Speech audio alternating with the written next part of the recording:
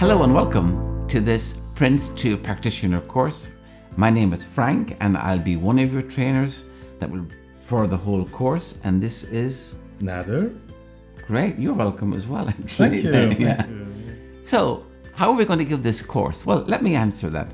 I'm going to prepare lots of questions and I'm going to ask Nader the questions. Now, the good thing for me is that he does not know what questions I'm going to ask, which is great. So he will think about the questions and then try to answer the questions, not always from a PRINCE2 point of view, actually hardly ever, but from a sensible project management point of view, the logic of project management, how it should work on real life situations, and then try to link it back on PRINCE2.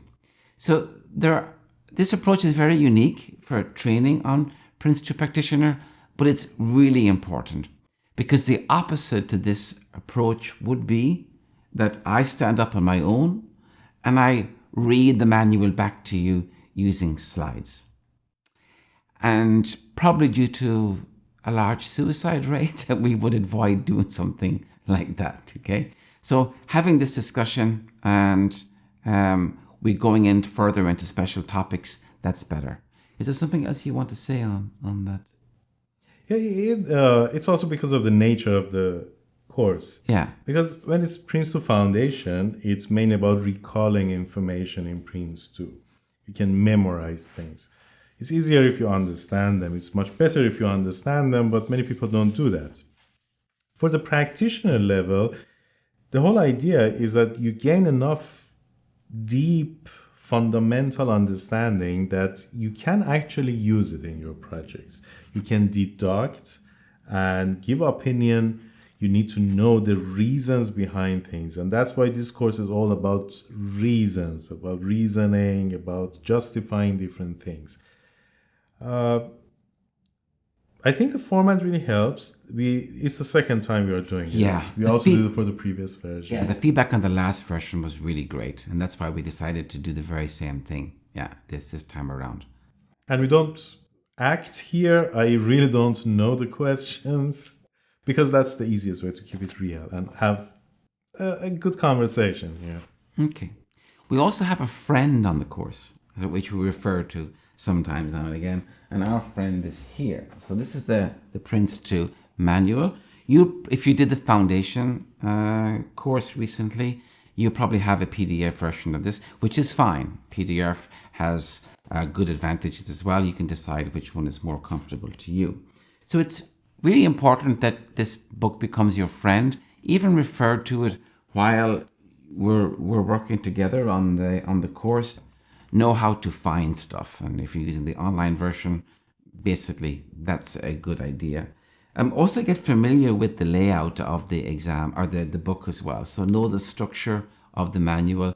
That will make it easier to find, and especially there is a description of lots of management documents, so know how to get to those very quickly as well. And you can write down a small tip now on a piece of paper. If you're using the online version, you can search for :document name, and you immediately will go to the description of that document. And that's actually good. As well as that, for other tips for finding stuff, use a table of contents, get familiar with that. Get familiar with the roles as well. The glossary sometimes is very helpful, quick data. And then if you're stuck, use the index at the very end, and then you'll find where to go. Is there any other comments you want to add on the manual?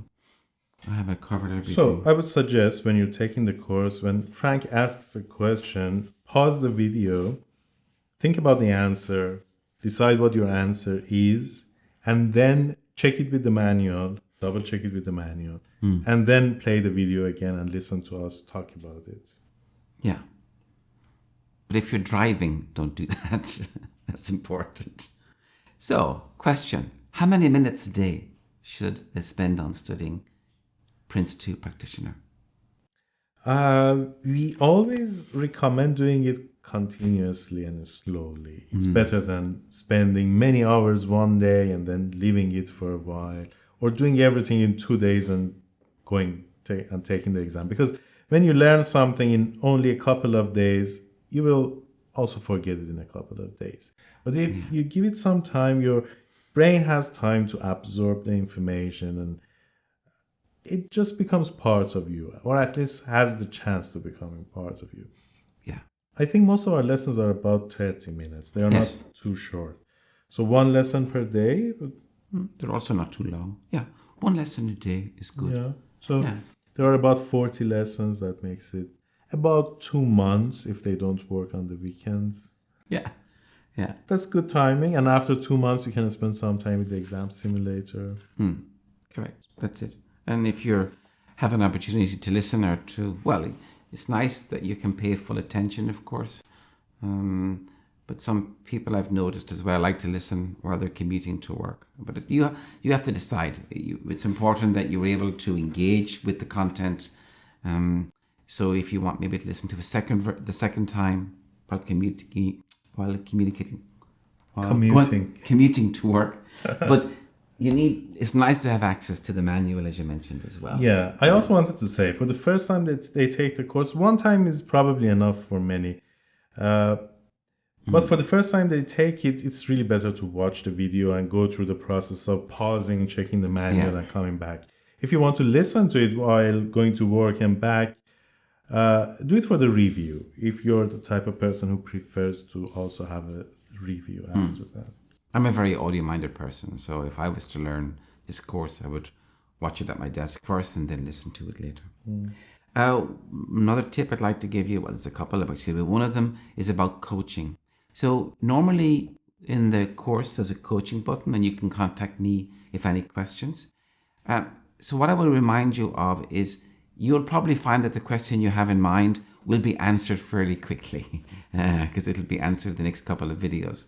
So don't send the coaching message immediately, just write it down and wait.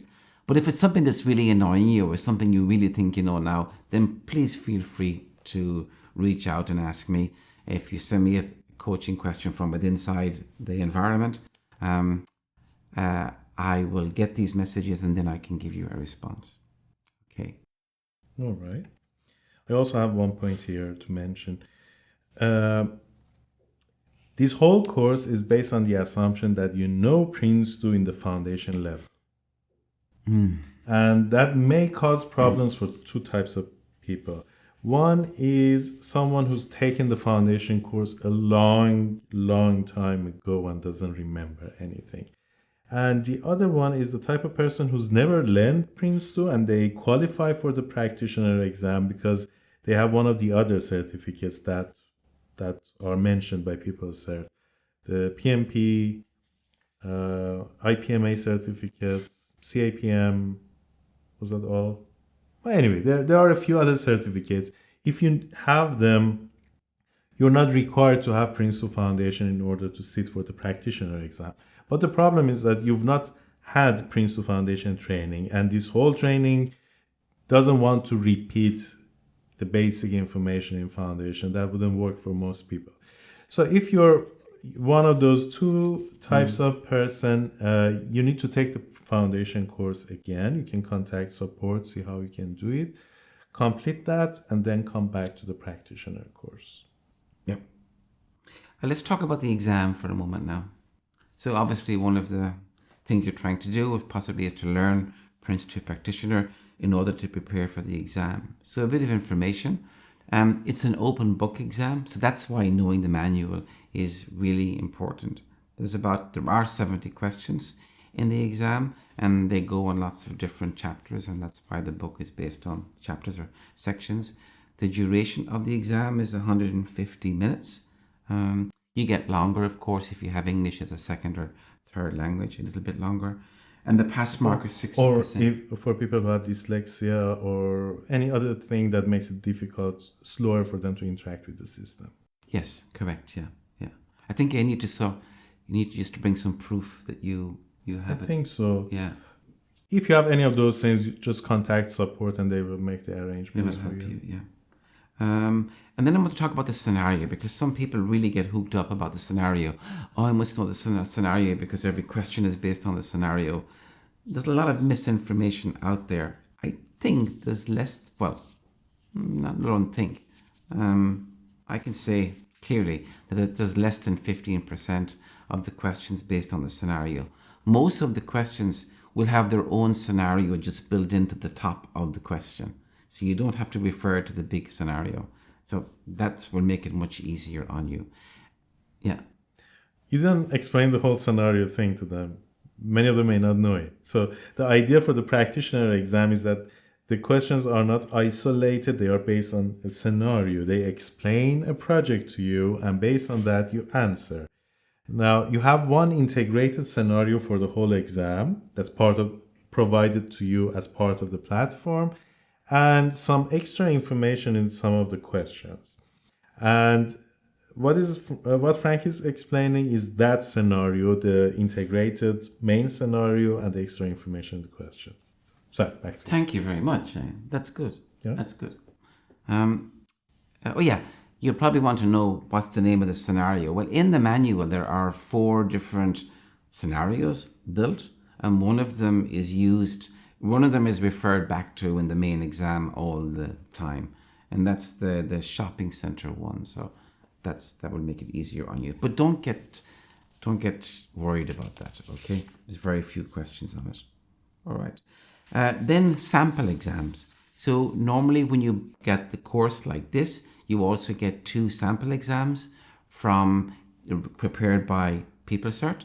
And those are good because you can understand the structure of the exam. So you can see how the layout of the exam. You will see that always the first questions will be the principal questions, then the people questions, and the business questions, and so on. So that's nice to have an overview of those. And then we also provide an exam simulator, which is a way that you can practice doing questions online. We will give you good feedback on those questions. If you get a question wrong, it's there. And of course, there's also coaching included in the questions as well. And that can really help you to prepare for the exam and bring your confidence level up. Because we can tell you once you start getting to a certain level, like 70%, that's there, then you're really ready to take the exam with a bit of a buffer as well. So that's going to help you a lot. Is there something else you want to add for the exam simulator? No. No. All right. Okay.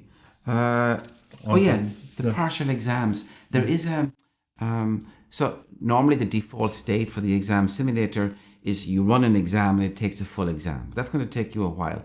What some people like is to be able to concentrate on one part of the course. So maybe you've just finished the business case training with us and you've looked at the manual, you've read that chapter, and then you say, all right, let me just now focus on doing some practice questions just on the business case. And we call that partial exams, and you can do that within the exam simulator. So some people find that very helpful. Some people don't care, but I think it's good. Yeah. All right. But that's it. I'm finished with everything. Okay. Actually, we are done recording the whole course, and this is the last thing we are recording. Usually we record the introduction at the end because we know what's going on. So for us, we are done. For you, it's just the beginning. Yeah. And at the end of so this is a project for us to create this. And after the end of any project, what should we do? You should celebrate. Celebrate. Okay. Let's get a beer. Well, to do that. All right. Enjoy the rest of the course. I'm sure you will. Ciao.